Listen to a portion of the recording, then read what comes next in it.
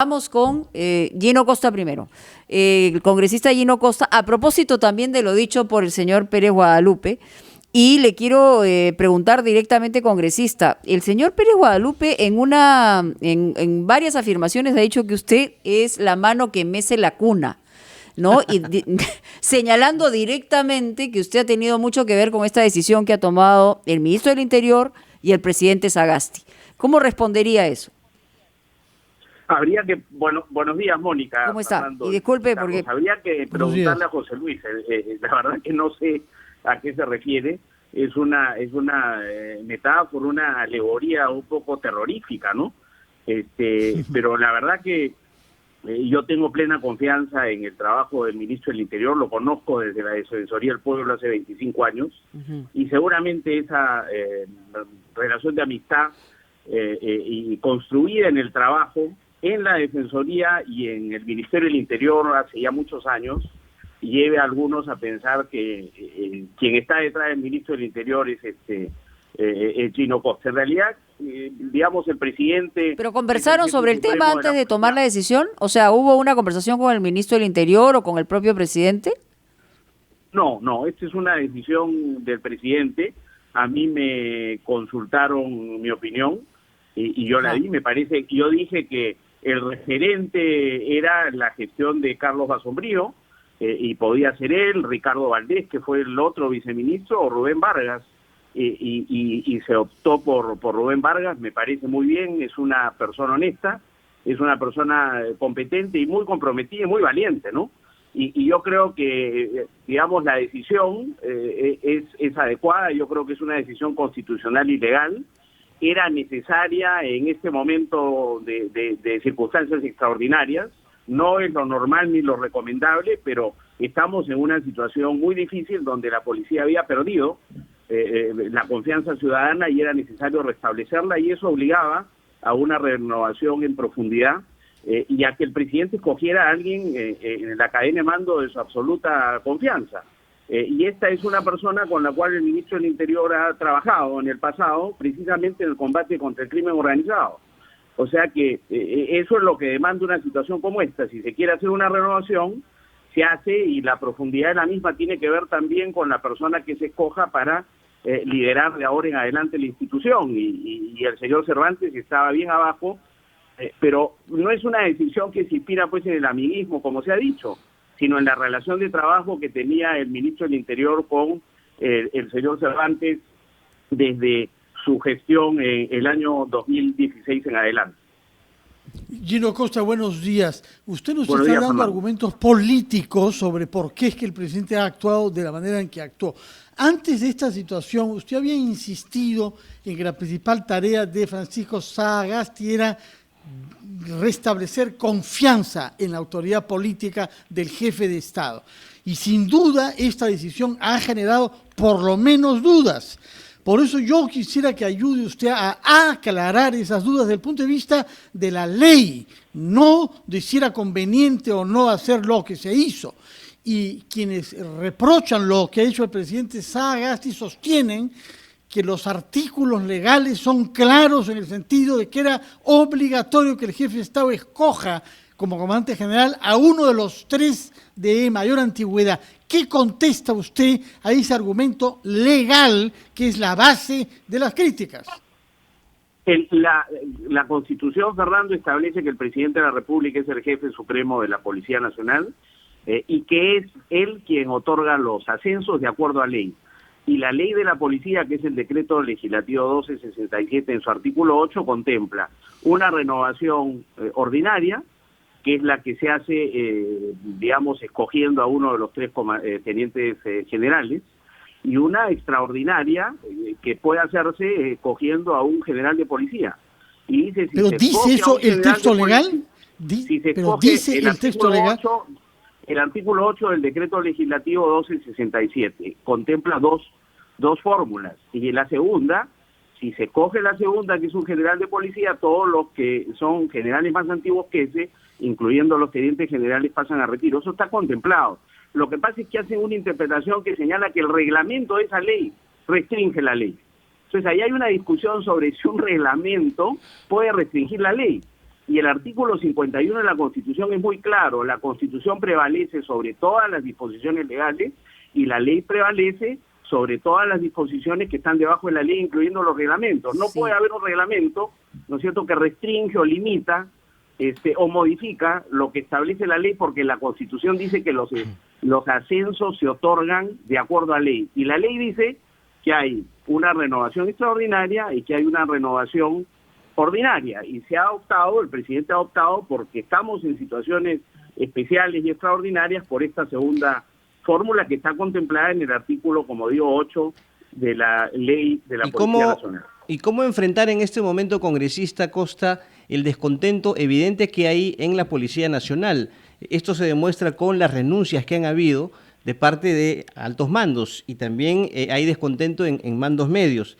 Es cierto que se ha hablado de posibilidades de situaciones extremas que nadie desea, pero ¿cómo enfrentar esta situación de descontento? Y eso no se puede negar. Yo creo que dándole la oportunidad al ministro y al comandante general de la policía que empiecen a producir resultados dentro y fuera de la institución, en la lucha contra el crimen y la corrupción.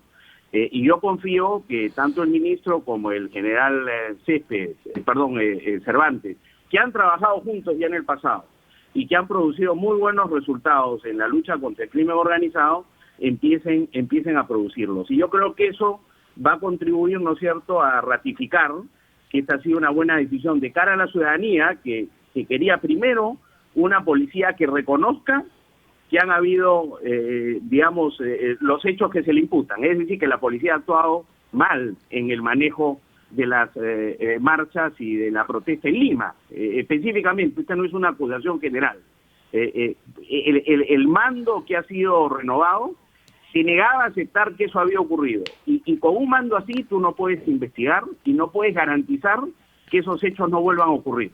Entonces yo creo que la renovación lo primero que señala es que estos hechos no volverán a ocurrir. Lo ha dicho el general Cervantes: se respetarán los derechos ciudadanos, no permitiré que la policía pueda ser puesta al servicio de vulnerar los derechos ciudadanos, y eso es muy importante, y que se faciliten las investigaciones. No hay posibilidad de investigaciones, ni internas, ni del Ministerio Público, si la policía no colabora.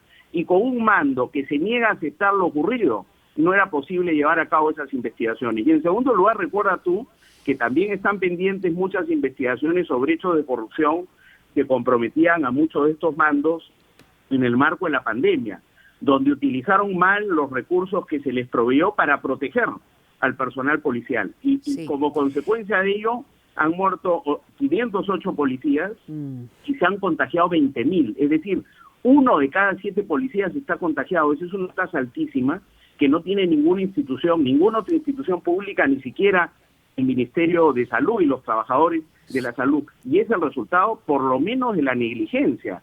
Sí, yo quisiera hacer una pregunta, Gino, sobre el tema de la subjetividad, porque usted nos acaba de señalar que efectivamente el ministro del Interior tenía la confianza depositada en el número 18. Esa ha sido la razón de fondo por las cuales se pide el pase al retiro de los otros 17. El propio excomandante general de la policía, que además fue reconocido por el presidente Sagasti, el señor Orlando Velasco, a los 2 días tenía que salir, es decir, justos pagaban por pecadores. Y el principio también tendría que ser, en relación a la exigencia que puede tener un gobierno, es la justicia. O sea, inocentes han pagado por culpables, básicamente por una situación de subjetividad de que yo confío en este y no en los otros. Es que esta no es, Mónica, una sanción. Tú simplemente renuevas porque requieres, otorgar la confianza a la ciudadanía de que los hechos no se van a volver a repetir, de que se van a investigar. Y también a tu auditorio interno, a los policías: hoy estos hechos de corrupción no van a volver a repetirse y vamos a colaborar y vamos a investigarlos. Entonces, eso es lo que tú tenías que garantizar. Ahora, si justos pagan por pecadores, seguramente. ¿Por qué?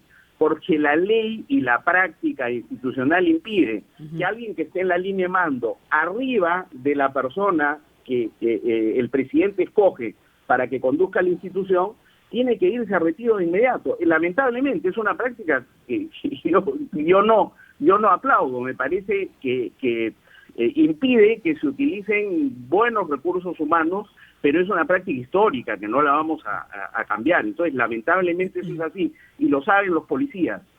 Esta no es la primera vez que ocurre esto, ha ocurrido en pero varias tampoco ha oportunidades. garantizado que las cosas cambien fundamentalmente el retiro. Pero quisiéramos hacer una pausa, Gino, para regresar luego de la misma. Hay más preguntas pendientes. Le agradezco mucho la paciencia. Seguimos con el congresista Gino Costa, congresista del Partido Morado. Está comentando sobre lo que viene ocurriendo dentro de la cúpula de la Policía Nacional. Hay más preguntas pendientes. Fernando. Sí, quería hacerle una pregunta sobre también temas institucionales del Partido Morado. Yo creo que usted es invitado, pero en fin, me imagino que estará siguiendo con mucho detenimiento lo que pasa en las elecciones internas, que han elegido por amplia mayoría la plancha presidencial presidida por el fundador del partido, presidente del partido, Julio Guzmán. El problema es que en esa plancha figura como vicepresidente, candidato a vicepresidente, el actual presidente de la República, Francisco Sagasti, del que se ha dicho que va a renunciar una vez que esa plancha sea elegida. Eso significaría que desde el comienzo, si es que Guzmán fuera elegido presidente de la República, tendría solamente un vicepresidente. Sí, en efecto, Fernando, salvo que las autoridades electorales permitan que luego de la renuncia de Francisco Sagasti a la candidatura de la segunda vicepresidencia, pueda ser reemplazado por las circunstancias muy especiales en que ha tenido lugar su renuncia. Si no ha renunciado antes es porque no se lo han permitido las autoridades electorales. Han dicho no puede renunciar antes de las internas porque no está contemplado un plazo para esa renuncia. Si hay contemplado un plazo para la renuncia después de que la plancha sea elegida en las internas. O sea que el deseo de Francisco Sagasti, el presidente de la República, fue renunciar inmediatamente que asumió la presidencia de la República, pero las autoridades electorales le dijeron que no podía. O sea que va a renunciar ahora que ya fue elegido para esa plancha. Y si esa plancha queda con el presidente y la primera vicepresidenta, será el resultado de una decisión que tomen las autoridades electorales.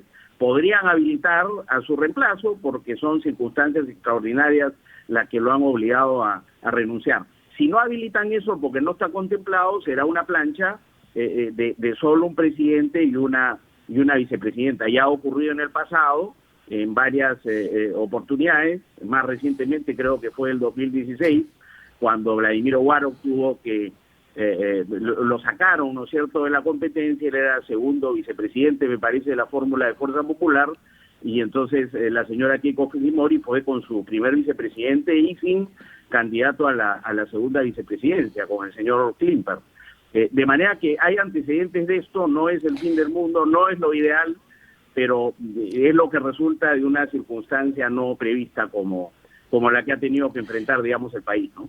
Congresista Costa, en los últimos días se conoció una información en el sentido de que el señor Julio Guzmán se encontraría implicado dentro del caso que involucra a los gángsters de la política y que la fiscal Sandra Castro investiga el caso. Tiene declaraciones de diversos testigos que señalan que Guzmán efectuaba coordinaciones con personal de la OMPE para la inscripción del Partido Morado. Además, hay una denuncia contra Flor Pablo, que está en el Ministerio Público. ¿Cree usted que estas situaciones pueden perjudicar la candidatura de Julio Guzmán o ve usted que alguien está moviendo este tema para perjudicarlos? ¿Otro que mece la cuna o qué? Mira, yo espero que digamos, se aclaren las cosas. No tengo ninguna duda de que ni Julio Guzmán ni Flor Pablo tienen nada que ver con estas imputaciones. Pero bueno, para eso están las investigaciones, están sometidos a ellas y ambos han señalado que son inocentes de esos cargos y que lo demostrarán en su momento. En el caso de Julio Guzmán se dice que ha tenido que ver con la OMPE, obviamente. Si estaba inscribiendo el partido, él y sus representantes tenían que tener un vínculo estrecho con la OMPE para acreditar las firmas que la ley le solicitaba. O sea, eso de decir vínculo con la OMPE no necesariamente tiene nada de malo. Ahora, si ese vínculo ha sido ilícito, tendrá que demostrarse, pero yo la verdad que no tengo ninguna duda de que eso será desvirtuado en las investigaciones. Y en el caso de Flor Pablo, ella ha sido clarísima también en señalar, por esto lo venimos discutiendo desde que ella la nombraron ministra de Educación. Se sostenía, ¿no es cierto?, que tenía este problema, y ella había dicho, y el problema surge en junio, julio, y yo renuncié a ese cargo en marzo. Y cuando renuncié todo estaba correcto y ella tiene las pruebas de que todo estaba correcto. O sea que, digamos, estamos los políticos sometidos a estas investigaciones, es inevitable, no ayuda que le abran a uno una investigación o a una en medio de la campaña, pero bueno, esto es lo que nos está ocurriendo a nosotros y les ocurre también a otros partidos políticos y hay que vivir con eso. Pero estoy absolutamente seguro de la inocencia de Julio y de Flor. Muchas gracias, congresista Costa. Muy amable por estar con nosotros en Ampliación de Noticias.